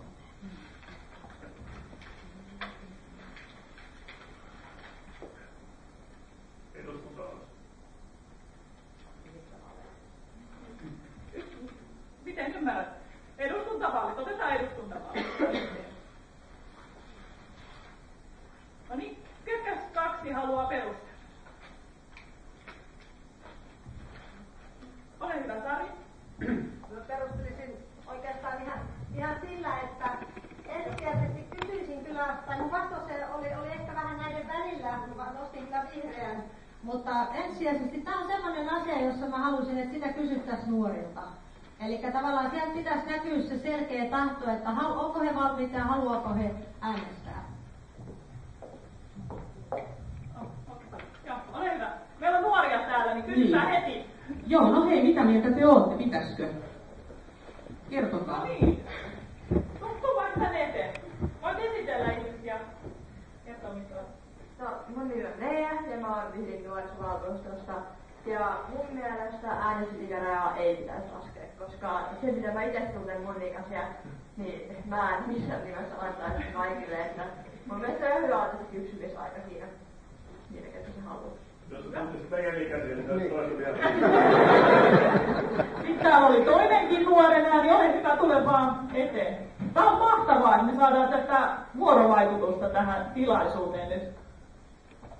Mä oon lähtökohtaisesti sitä mieltä, että niinku se on hyvä asia, että nuoret saa vaikuttaa. Mä oon sitä mieltä, että lähdetään siitä, että lasketaan se äänestysikäraja 16 vuoteen niin kuntavaaleihin, koska kunnan asiat on ne, mitkä on niinku tosi lähellä oikeasti nuoria jo, mutta ei vielä eduskuntavaaleihin, eikä EU-vaaleihin, eikä presidentinvaaleihin. Katsotaan, että päättääkö nuoret fiksusti, osaako ne ajatella niin kuin osaako ne ajatella fiksusti ja sitten niinku sen perusteella, että yritetään ensin kuntavaaleissa ja sitten jos se toimii, niin sitten eduskuntavaaleihin ja eteenpäin. Jos saat perustella. Mä juuri tätä ajattelin siinä, kun kun mä oon teitäkin tavannut, niin te olette hirveän valveutuneet näistä kunnan asioista ja musta olisi siinä hyvä, se varmaan kannustaa siihen osallisuuteen sitten kuntatasolla vielä enemmän, kun olisi tämmöinen äänestämismahdollisuus, kun te olette nyt nuorisovaltuustossa, niin se olisi siellä hyvä. Hyvä. Sitten tässä oli vielä 2 puheenvuoroa. Anna Teko eteen. Minun mielestä viime seurakuntavaaleissa saivat 16 vuotta täyttäneet äänestää ja ainakin Keravalla niin valitettavasti niin hyvin harva käytti tätä mahdollisuutta, että kyllä tässä on paljon myös sitten perheillä ja koululla vielä sitten tiedottamista. Joo, tämä nuori, joka tässä ehdotti sitä, että kuntavaaleihin alennettaisiin tätä, niin sitä mä olisin valmis hyväksymään sen idean. Eikö näin ole, että jos voi äänestää, pitää myöskin voida olla ehdolla. Että se aspekti sitten tulee seurakuntavaaleissa, mutta mä en tiedä, ehkä täällä on juristihan tietää, että jos on mahdollisuus äänestää, niin aika kummallista olisi sitten, että jos ei voi asettua niin kuin ehdolle sitten. Mutta mun mielestä kuntavaaleissa ja seurakuntavaaleissahan tämä jo toteutuu, niin voitaisiin ajatella tällaista ratkaisua. Hyvä, kiitos. Sitten meillä oli yleisöstä puheenvuoro. Päivi, ole hyvä. Mä haluan nyt kysyä semmoisen asian sit lisäksi, että jos äänioikeus annettaisiin 16-vuotiaille vaikka, he pystyisivät ottamaan kantaa siihen, ketkä voi päättää meidän asioista, mutta he eivät voi omista asioistaan päättää sen ikäisenä esimerkiksi tupakan ja alkoholin suhteen. Mun mielestä siinä on pieni ristiriita. Joo. Ilman muuta. Pieni hetki. Saat mikrofonin. Mikrofonia sen takia, että tosissaan... Mua niin henkilökohtaisesti järkyttää nimenomaan tämä, että tässä on niin moni ehdokas tiputtamassa sitä äänestysikärajaa näihin. Just tämmöisestä syystä, mistä tämä henkilö otti esiin, että mun mielestä aikuistuminen on sellainen riitti ja annetaan oikeuksia sen mukaan sitten, kun kasvaa, tulee ikään mukaan. Jos kaikki otetaan tämmöiset oikeudet pois, niin mihin tämä yhteiskunta oikeasti johtaa? Siis mun mielestä tämä on todella järkyttävää. Kiitos. Jaha. Olkaa hyvä, 3, jotka viittasitte, saatte tähän puheenvuoron. Mä ainakin vastasin niin, että kuntatasolla voitaisiin, siellä ei päätetä alkoholipolitiikasta tai tämmöisistä asioista, niin siellä mun mielestä voisi ottaa niin esimerkiksi koekäyttöön jonain vuonna katsoa, miten nuoret osallistuu. Ja onhan ne kunnissa nyt on se toinen on sitten nämä nuorisovaltuustot, joiden kautta voidaan osallistua siihen päätöksentekoon. Mutta valtion tasolla niin mä en olisi valmis tähän ikärajan laskuun vielä. Sitten täällä oli 2 avoimia. Tuija ja Eeva. Joo, kiitos. En aikonut ensin kommentoida, näytin tuota punaista lappua, eli en ole valmis sitä ikärajaa laskemaan. Ja nyt kun keskustelu näin virisi, niin sen verran sanon, että mä muistan, että mä olin itse tuossa viime joulukuussa muistaakseni nuorisovaltuuston tilaisuudessa, missä me tästä keskusteltiin nuorten kanssa. Ja siellä tuli ainakin silloiselta paikalla olevalta porukalta aika monelta samanlainen ajatus, kun tuossa tuli ensimmäisessä puheenvuorossa, että ei haluttaisiin laskea sitä. Että kyllä mä itsekin sen sillä lailla näen, kun olen nuorien kanssa jutellut, että kuitenkin aika monella vielä voi olla se vanhempien vaikutus tai kaveripiirin vaikutus, että onko se päätöksenteko sitten kuitenkaan itsenäistä ja tiedetäänkö niistä asioista vielä. Toki tietenkin on erilaisia, toinen voi olla hyvinkin perillä asioista, mutta aika monet saattaa kuitenkin vielä olla epävarmoja ja sitten saattaa olla sillä ympäristöllä kiusauspainosta. Joo, mäkin tiesin, miten nuoret tähän on ainakin aikaisemmin suhtautunut ja mä oon ennenkin kannattanut tätä 16 etenkin kunnallisvaaleissa, mutta puolipromosointina niin pidin siellä ylhäällä, vaikka sain täsmätävää, että eduskuntavaaleissakin. Tämä ristiriita, että alkoholi ja tupakka sallittu tai kielletty, mutta äänestäminen olisi sallittu, niin mun mielestä siinä on niinku eri asiat, että yksi nuori äänestämällä ei voi niinku saada aikaan niinku mullistuksia semmoisia kuin se, että jos se saisi alkaa ostaa kaupasta suoraan vaikka tiukkaa viinaa. Tää on niinku, mä ymmärrän tämän niinku esille nosto, mutta tää on niinku eri asia. Ja muutenkaan, että mun mielestä niinku suurimpia ongelmia on meidän äänestysprosentti.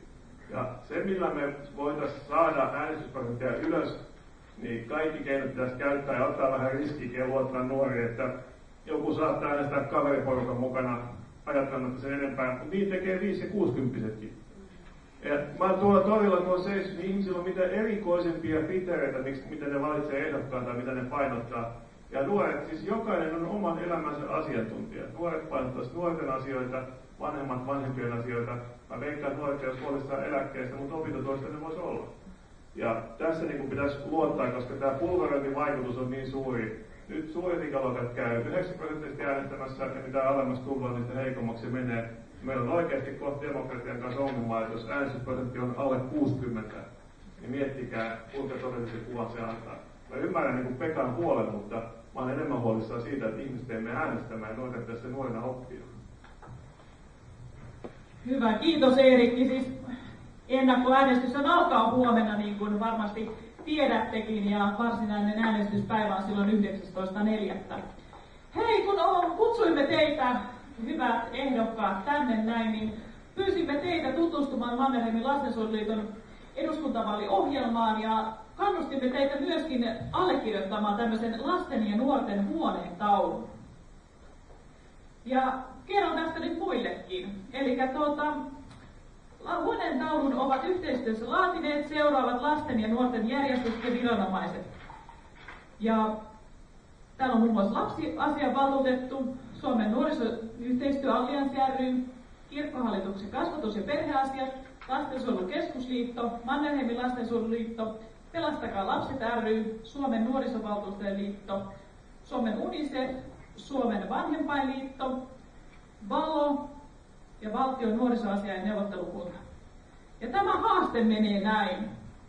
Haastamme sinut toimimaan lasten ja nuorten kansanedustajana. On tärkeää, että kansanedustajat kunnioittavat lasten ja nuorten oikeuksia päätöksiä tehdessään. Yksittäinen kansanedustaja voi saada paljon aikaan kiinnostumalla, ottamalla selvää, kysymällä, vaatimalla sekä arvostamalla lapsia ja nuoria sekä heidän mielipiteitään. Lapset ja nuoret ovat kansalaisia jo tänään. Lisäksi he ratkaisevat maamme tulevaisuuden. Lasten ja nuorten oikeudet ovat aikuisten velvollisuuksia. Huoneentaulun ovat yhteistyössä laatineet nämä järjestöt, joista kerroin. Ja nyt meillä on teille tiukka kysymys. Punainen tai vihreä? Vihreä kyllä ja punainen ei. Oletko allekirjoittanut tämän lasten ja nuorten huoneentaulun, mihin me teitä haastoimme? Rehellisyys maan periin, se ehtii vielä tehdä. En vielä. Ei vielä. Täällä on vihreät ja sitten on punaista. Mites ne, jotka teillä on punaiset laput siellä, niin meinaatteko allekirjoittaa tämän? Ole hyvä. Kyllä. Joo, siis mä en ole ihan varma, että olenko käynyt allekirjoittamassa. Mä allekirjoitin sen kunnallisvaaleissa ainakin, sen mä muistan. Mutta mikäli en ole käynyt, niin lupaan kyllä käydä allekirjoittamassa. Vaan tässä niinku kyse ihan UNICEFin lasten oikeuksien mukaisista asioista. Että jos ei niitä pysty allekirjoittamaan, niin mitä sitten pystyy?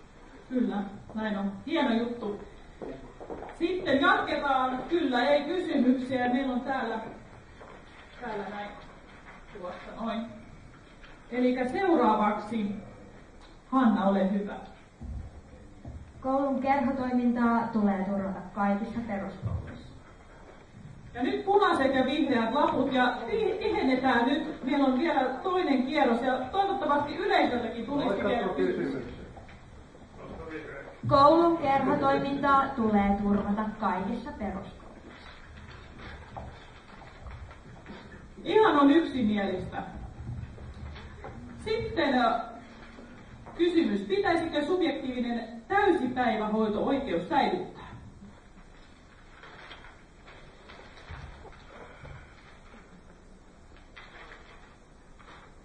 Kiitos. Sitten otetaan vähän perusteluja. Ketkä haluaa perustella kantansa? Joo. Otetaan 2. Hanna, ketkä otetaan? Otetaan Tapio ja otetaan. Selvä.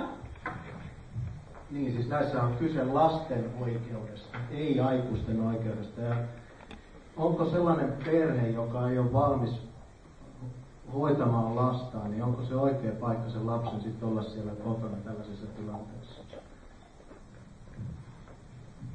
Sitten Hanna, oliko kenelle seuraava? Joo, jotenkin ehkä liikkuu semmoinen huhu tai sellainen, että hirveän monet vanhemmat väärinkäyttäisivät tätä subjektiivista päivähoito-oikeutta, ja tämä nyt ei erinäisten tutkimusten mukaan pidä paikkaansa. Ja sitten todella ne perheet, joissa on ongelmia, joissa on esimerkiksi alkoholismia tai muuta tämmöistä ongelmia, niin ne, jotka todella tarvitsee sitä, niin ne jäisivät tämän palvelun ulkopuolelle. Sen takia mun mielestä on tärkeää, että tämä subjektiivinen päivähoito-oikeus säilytetään kaikille lapsille. Sitten vielä, ole hyvä, Tari. Tämä vaan lisää vaan tähän vielä sen tästä päivähoidosta, että nyt kun tämä varhaiskasvatuslaki on muuttunut, eli siitä on tullut niin pedagogisempaa ja että siihen kiinnitetään enemmän huomiota siihen asiaan, niin se on kyllä siinäkin mielessä ihan tärkeä asia, että subjektiivinen päivähoito säilytetään, niin että silloin saadaan nämä yhtäläiset mahdollisuudet siihen.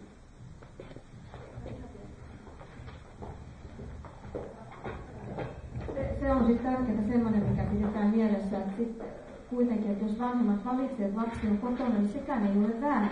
Että kyllä se lapsi ihan hyvin kasvaa ja saa hyvän kasvatuksen myöskin kotona.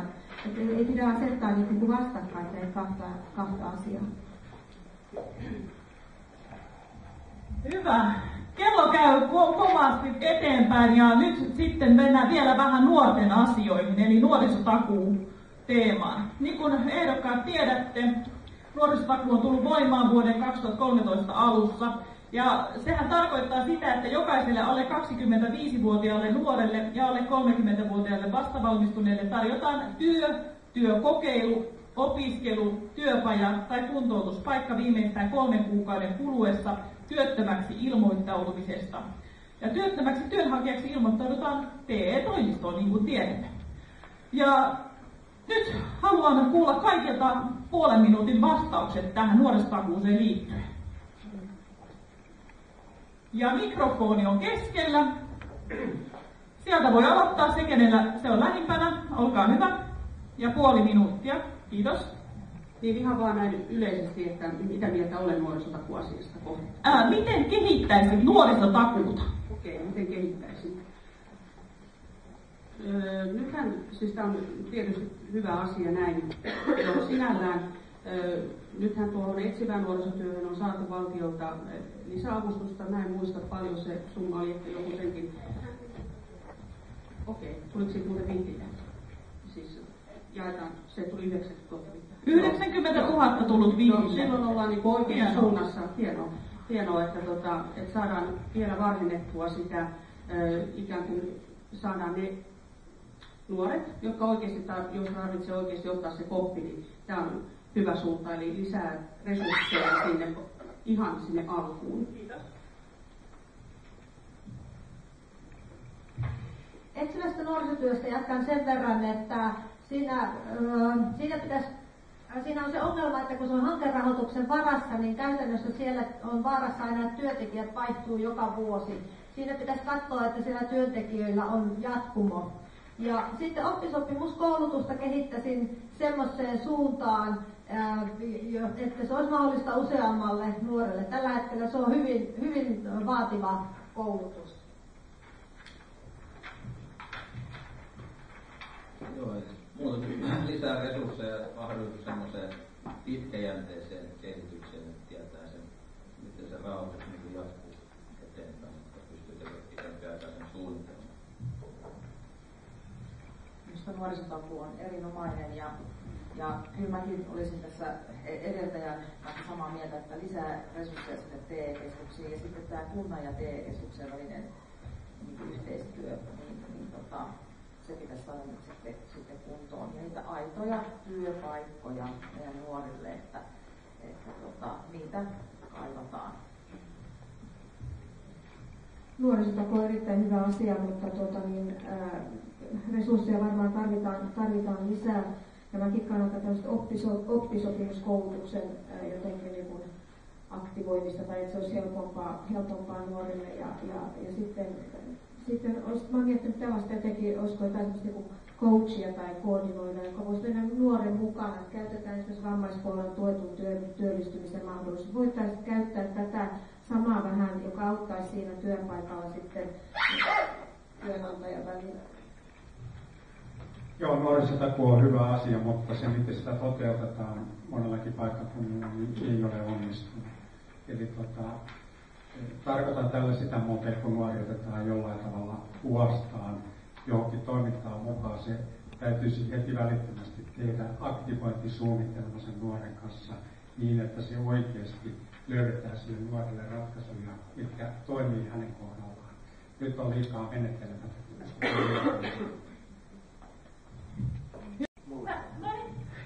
Joo, siellä Urpo nostikin jo tuon aktiivisen otteen ilmi, että tartutaan niihin nuorten ongelmiin ja se työ niin on toki tärkeää, mutta täytyy löytää myös ne syyt ja ongelmat sieltä niin kuin takaa.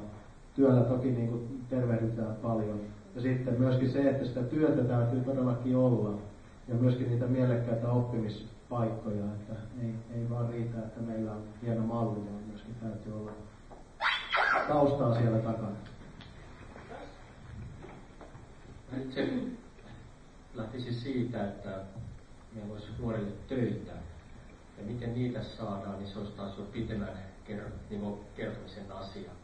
Mutta jos me koulutetaan nuoria ja koko ajan aktivoidaan niitä, jos meillä on työpaikkoja, niin me saadaan tehdä sitä vuodesta toiseen. Eli nyt kaikki me varmasti ollaan liikuttavan yhtä mielessä, että Suomeen tarvitaan lisää töitä. Mutta se, miten niitä saadaan, niin siihen ei riitä tämä huomioon. Eikä nuorista.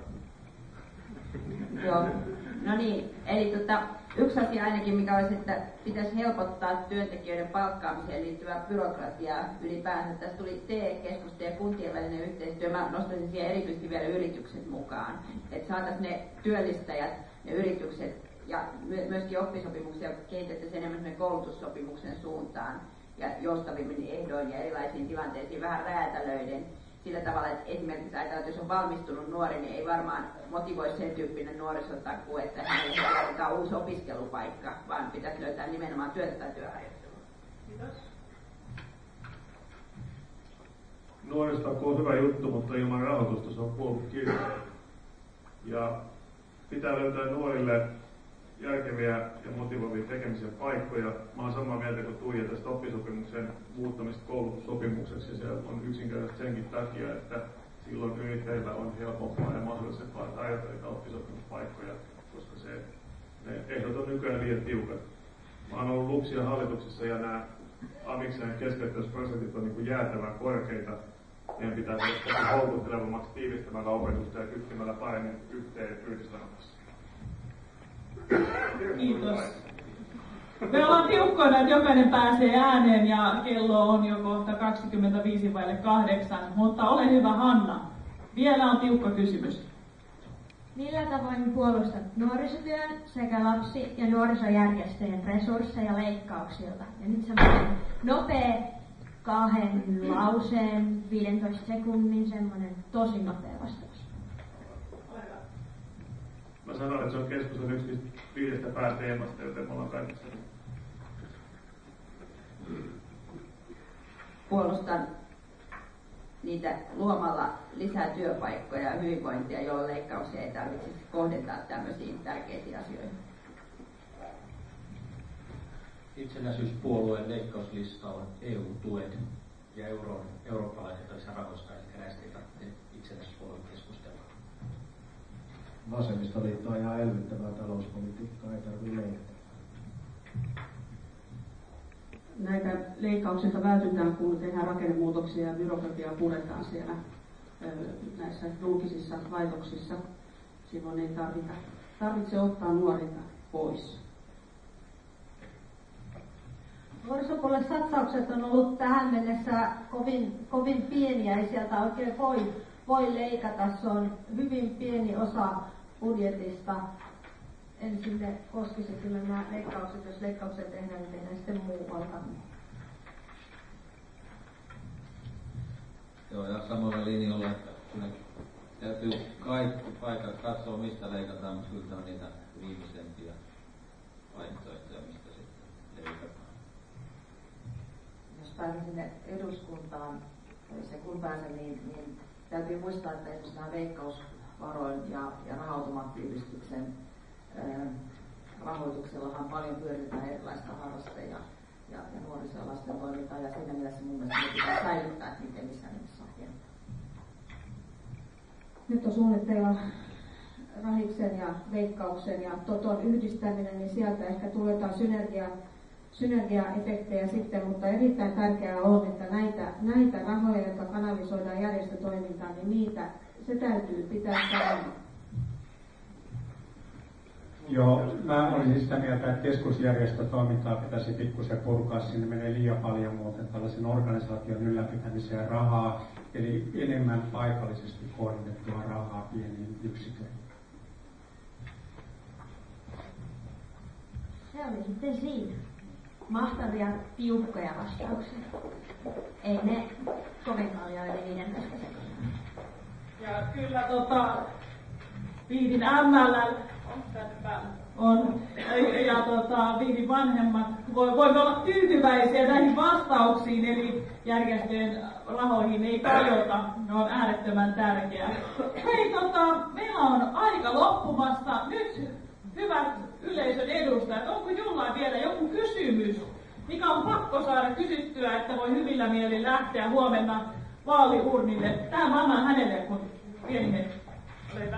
Joo, mä oon Silja Arimäki ja kysyisin ihan siitä, että minkä takia nuoret ei saa tarpeeksi ajoissa apua mielenterveys- kautta päihdeongelmiin, koska jos he saisivat, niin vältettäisiin jopa turhilta itsemurhilta plus sitten ennenaikaisilta eläköitymisiltä. Haluatko kysyä tätä joltakin vai oliko tämä sun semmoinen, mitä haluat heille puistuttaa? Ai täällä on vastauksia. Yleisesti. Yleisesti.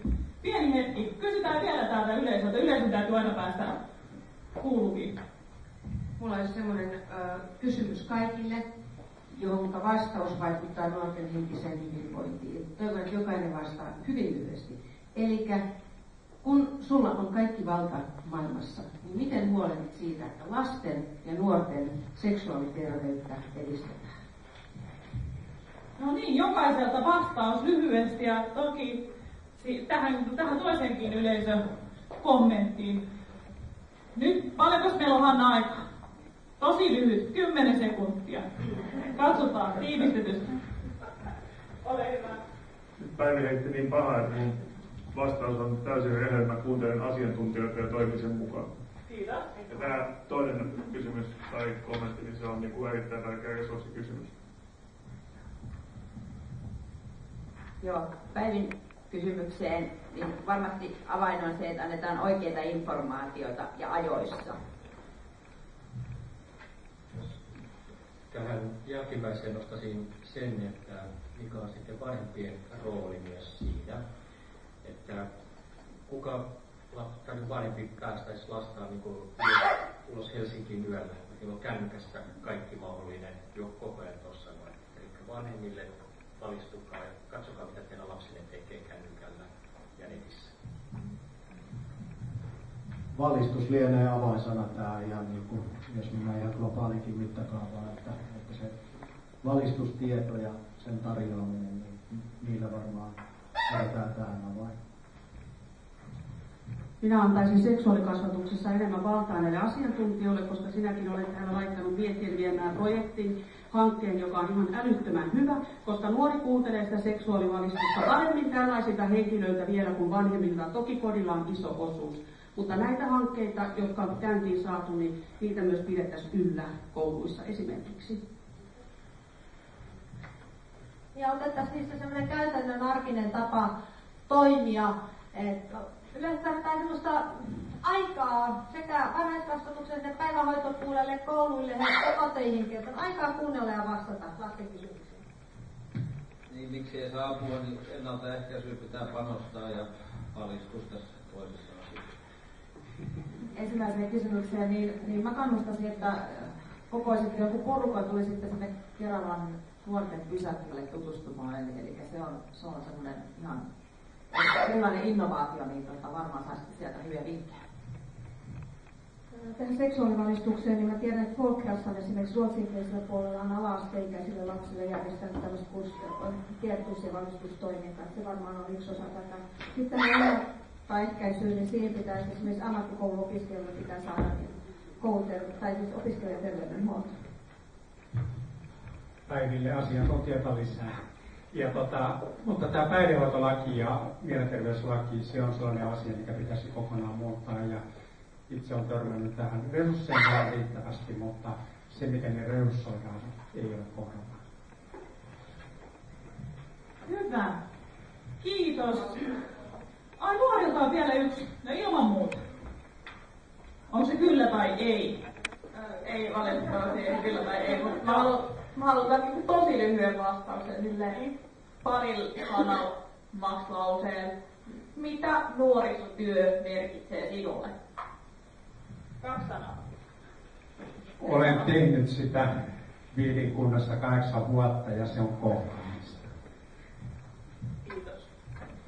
Huolta pitämistä ja nuorten osallistamista.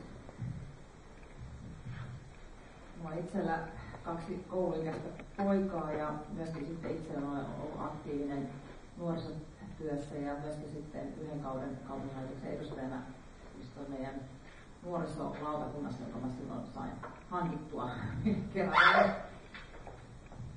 Tulevaisuuteen panostamista. Mä oon itse lähtenyt politiikkaan alun perin vapaaehtoistyön kautta ja nimenomaan nuoriso- ja lapsityön kautta ja pidän kyllä tosi tärkeänä nuorisotyötä niin kuin semmoisena kokonaisvaltaisena työnä. Se pitäisi näkyä enemmän joka alalla. Nuorisotyö merkitsee tulevaisuutta, koska nuori on ihan hirvittävän ihania uusia ajatuksia koko tulevaisuudesta ja siitä, miten tätä maailmaa voisi kohdata ja tätä maailmaa voitaisiin elää. Meidän pitäisi kuunnellakin teitä enemmän. Ja mennä tulevaisuuteen ja rakentaa sitä te merkitsette. Se on varmaan avainasemassa ennaltaehkäisevässä työssä, varmaan niin kuin 3 kärjessä, että hyvin tärkeä asia. Nuorisotyötähän on monenlaista, mutta itse mä näkisin siinä sen olemisen, eli aitoa vuorovaikutusta. Nuorisotyön osallistamista ja tärkeä osa myöskin ongelmien ennaltaehkäisyä.